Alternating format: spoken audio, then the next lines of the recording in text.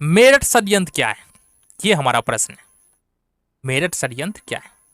तो मार्च 1929 ईस्वी में अंग्रेजी सरकार ने 31 श्रमिक नेताओं को बंदी बनाकर मेरठ लाया गया। अब ये ऐसा दौर था ना, अगर हम बात करेंगे 1915, 1919, 1919 से लेकर के हम बात करें आगे 1947 तक, ये ऐसा दौर था जिसमें जो हमारा स्वतंत्रता का आंदोलन था ना, वो अपनी चरमो सीमा पर था। चरमो सीमा पर कहने का मतलब क्या है कि मतलब उधर से अंग्रेज भी पूरा जोर लगा रहा था कि किसी तरह से इन लोगों को दबाया जाए, किसी तरह से तो इन लोगों को रोका जाए। और इधर से भारतीय लोग भी जोर लगा रहे थे, भाई अब नहीं सुनने वाले, तुमने बहुत जोर जबरदस्ती कर लिया, तुमने बहुत अत्याचार कर लिया, अब नहीं सुनने वाले। तो इसी क्रम में मार्च 1929 ईस्वी में क्या करता है अंग्रेजी गवर्नमेंट, जो इंग्लैंड की सरकार है, 31 श्रमिक नेताओं को, श्रमिक नेता बोले तो जो काम करने वाले लोग हैं, उनके जो लीडर है ना, उनको गिरफ्तार उठा करके ले आया मेरठ और झूठा केस उन पे डाल दिया। क्यों? क्योंकि नेता को उठा लेंगे ना, इनके पीछे जो आने वाले, इनके साथ समर्थन में जो लोग आने वाले, वो तो अपने आप खत्म हो जाएंगे। तो ये तरीका अपनाया अंग्रेजों ने।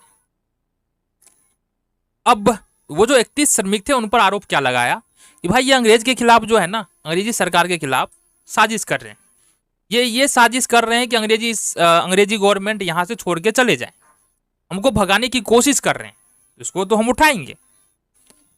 क्या बात कर रहा है भाई?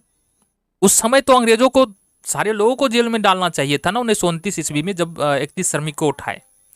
कौन ऐसा व्यक्ति है जो नहीं चाहता होगा कि अंग्रेज देश छोड़ के चला जाए? तुम ये बताओ, 31 श्रमिक को उठा रहे हो और बोल रहे हो कि ये जो है ना अंग्रेज के खिलाफ साजिश कर रहे। भाई हर एक आदमी तुम्हारे खिलाफ साजिश करने में शामिल था उस समय, तुमको समझना चाहिए था। इन नेताओं में बात करें, मुजफ्फर अहमद, S.A. डांगे, शौकत उस्मानी, फिलिप सम्राट, ये कुछ लोग थे जिनको अंग्रेजी सरकार ने उठाया था। तो हमने बातें की मेरठ षड्यंत्र था क्या।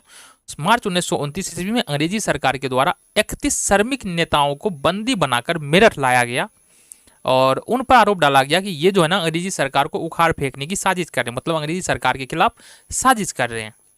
ये आरोप डाल करके उनको जेल के अंदर डाल दिया, जिसको हम लोग मेरठ षड्यंत्र के नाम से जानते हैं।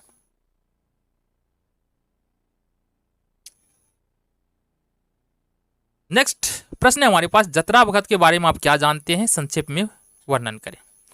अब जतरा भगत के बारे में बात करें, ये कोई यहाँ पर देखेंगे स्वतंत्रता से जुड़े हुए आंदोलन नहीं कर रहे थे। जो जतरा भगत थे, छोटा नागपुर के उराव आदिवासी ने 1914 से 1920 तक अहिंसक आंदोलन चलाया था।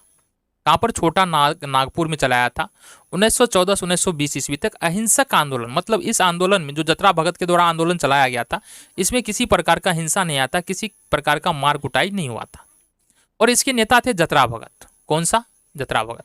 कौन से जाति का लोग था? उराव आदिवासी लोग थे, जो 1914 ईस्वी से 1920 ईस्वी तक आंदोलन चलाया गया था। उसके जो लीडर थे वे थे जतरा भगत। इस आंदोलन में मुख्य रूप से शिक्षा के बारे में बात किया गया, सामाजिक सुधार के बारे में बात किया गया, ठीक है। साथ ही साथ इस आंदोलन में एकेश्वरवाद पर भी बल दिया गया। मांस मदिरा, मांस का मतलब तो समझते हैं हम लोग, जो मांसाहारी होता है वो। मदिरा मतलब दारू होता है, दारू या वाइन भी बोल सकते हो। इन सब के बारे में इन सब के बारे में विचार करने को कहा गया। तो मुख्य रूप से हम बोल सकते हैं जो जतरा भगत के द्वारा आंदोलन चलाया गया था, जतरा भगत जो है वो कहाँ थे? छोटा नागपुर के उराव आदिवासी समूह के लोग थे। 1914 से 1920 ईस्वी तक इनके द्वारा अहिंसक आंदोलन चलाया गया। इस आंदोलन का मुख्य लक्ष्य क्या था? समाज सुधार, यही बोल सकते हैं। आज़ादी तो था नहीं ना, समाज सुधार, ये आंदोलन इनके द्वारा चलाया गया था, समाज सुधारक आंदोलन। क्योंकि इस आंदोलन में जो बात किया गया था वो शिक्षा के बारे में बात किया गया था, सामाजिक सुधार के बारे में बात किया गया, शिक्षा के बारे में बात किया गया, एकेश्वरवाद के बारे में बात किया गया, मांस मछली छोड़ने के बारे में बात किया गया। इसके बाद जो है ना दारू छोड़ने के लिए जागरूकता फैलाया गया। तो ये आंदोलन था जतरा भगत के द्वारा चलाया जाने